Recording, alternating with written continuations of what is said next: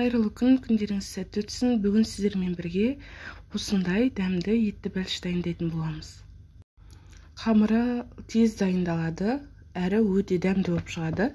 Сәл-пәл үгітілмелі, песочный болады. Жасалу жолы өте оңай, күтпейсіз, бірден жасай бересіздер. Ең алдымен шұңғыл қамыр илеуге ыңғайлы ыдысымызға бір жұмыртқамызды жарып аламыз. Егер де үлкен болатын болса бір жұмыртқа, шағын S2 жұмыртқалары болатын болса, 2 жұмыртқаны пайдаланғаныңыз дұрыс. Бөлме температурасындағы 20% қаймақты салып, үстіне жақсылап біркелкі болғанша араластырып аламыз. Бір шай қасықты толтырып тұз қосамыз, араластырамыз. Және де алдын ала ерітілген, қатты ыстық емес, осындай сары майымызды қосып, барлығын біркелкі болғанша араластырамыз. Барлық қосатын заттарыңыз бөлме температурасында болғаны дұрыс. Толықтай араластырып алғаннан кейін бір шай қасық толтырмай, қосқыш қосып араластырамыз. Енді 450 грамм ұнымызды 3 бөлікке бөліп, 150 граммнан бөліп, 3 рет салып, осылай қамырымызды илеп аламыз. Бізге сәл ғана қолға жабысатын осындай ылғалды қамыр шығады. Осы қамырымызды бетін жауып немесе пакетке салып, тоңазытқыштың өзіне жарты сағатқа қалдырамыз. Қамырымызды жарты сағатқа тынықтырып қойдық. Енді ортасына салмасын дайындаймыз. Ортасына кез келген салманы дайындасаңыздар болады. Тартылған етке бір бас үлкендеу пиязды көбіктеп турадым. Және де картопты да көбіктеп турап, дәміне қарай тұз бұрышын қосып, осы салманы пайдаландым. Қалауыңызға қарай пиязды, тартылған етті, картопты жартылай пісіріп, қорып алсаңыздар да болады. Бірақ маған осылай шикілі қосқан ұнайды. Қалауыңызға қарай кез келген салма түрін пайдалана бересіздер. Барлығымен жақсы болып шығады. Шикілі салғанның өзінде пирогымыз пеште 45 минут піседі, ортасы толықтай піседі. Қамырымызды жарты сағаттан кейін алып, осылай 3-тен 1 бөлігін кесіп аламыз. Үлкенде бөлігін алып, күлшелеп, жабыспас үшін екі жағына сәл-пәл ұн сеуіп, қамырымызды жұқалау етіп жайып аламыз.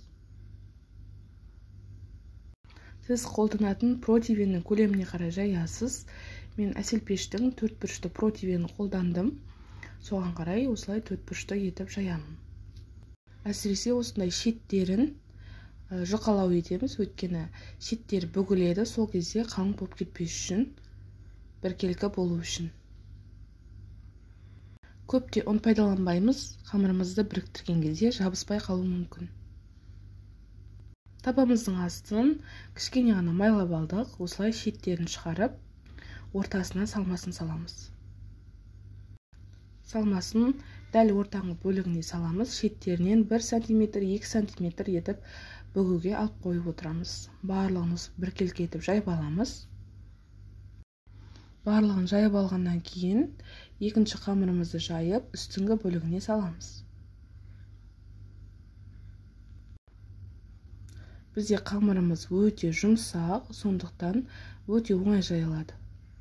Қамырымызды алдыңғы қамырдан кішкене кішілеу етіп жаямыз. Және де үстіңгі бөлігіне дәл ортасына саламыз. Барлығын осылай ортасына салып алғаннан кейін, шеттерін жаймендеп бүгіп шығамыз. Барлығын нығыздап бір бөгеміз. Толықтай айналдырып бір бүгіп алғаннан кейін, қалауыңызға қарай сәндесеңіздер де болады. Өте оңай бүгіледі. Және де қамырымызды қатты майламаймыз, қатты ұн да қоспаймыз. Сол кезде қамырымыз ашылып кетпейді. Қалауларыңызға қарай қамырды бүгіп, кез келген әдіспен сәндесеңіздер болады. Пешімізді алдын ала 180 градусқа қыздырып қоямыз. Алдын ала қыздырылған пешімізде 45 минут толықтай пісіріп аламыз. Енді барлығын бүгіп болғаннан кейін ішкі бөлігі толықтай пісу үшін ортасынан осылай плюс сияқты ғып кесеміз. Ішіне ыстық ауа кіріп, іші толықтай пісу үшін осылай жасаймыз. Жұмыртқаның сарысын және ағын біркелкі болғанша араластырып, бүкіл қамырымызға жағып шығамыз. Жұмыртқамен барлық бөлігін жағып алғаннан кейін, қалауларыңызға қарай кунжут, мак, тмин сияқты заттарды сеуіп әрлесеңіздер болады. Енді алдын ала қызған пешімізге пирогымызды салып, толықтай пісіріп аламыз. Өте дәмді болып шығады. Қамыры азма слоеный сияқты болып шығады. Дәмді аспен жақындарыңызды қуантыңыздар. Ас болсын.